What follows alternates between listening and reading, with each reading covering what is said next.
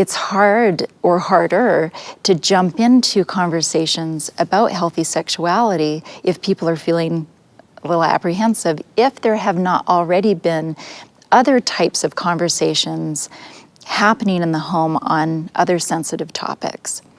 So this is really something that's not a one-time event. It's layered little by little over the lifespan of a child and integrated into family life with a variety of types of conversations. This is a lifelong effort, here a little, there a little, line upon line, precept upon precept. Oh, exactly. In fact, it starts when they're toddlers.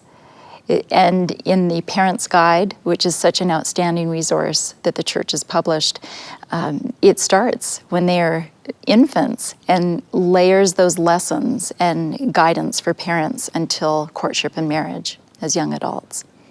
Yeah. Is there any other aspect of the gospel we do that with, that we think a single lesson or a single talk would be sufficient? And in some ways, that's one of our biggest problems here, I think, is when we make sexuality into this separate topic. It's this separate part of life. So much of life experience, you mentioned the proclamation that emphasizes to us of coming to earth to gain earthly experience, and it ties right in the proclamation to gaining a physical body, right? Mm-hmm. So much of this life is tied to our bodies and this earthly experience, and the sexual parts of our bodies, the sexual parts of our spirits, our sexual nature, if you will, is such a part of life. So if we separate that and make it this separate topic, something we have to do a lesson on once a year to the youth, but that's all we go there, we don't interconnect it, and it is in the relationship. And so then when we talk about a whole range of topics, when we talk about the word of wisdom, we talk about modesty, we talk about all of these things are all tied together.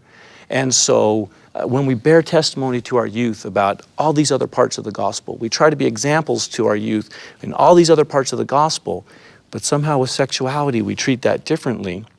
We unintentionally give them the message that we're uncomfortable with it, that's not a divine part of who they are, all sorts of things. So in some ways, if we don't teach, we are teaching, and almost assuredly not the messages we want to teach.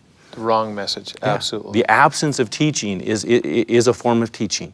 And then they start to doubt their own natural sexual curiosity, interests, attractions, but no one talks about this. Do other people feel like this?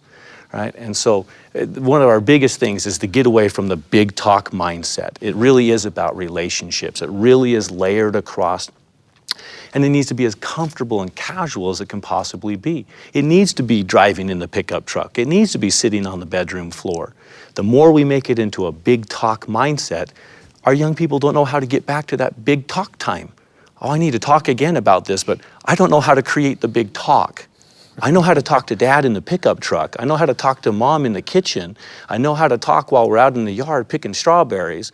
And if it's a part of those conversations and relationships, they say, I know how to get back there, but I don't know how to get back to the big talk space that we had that one talk in.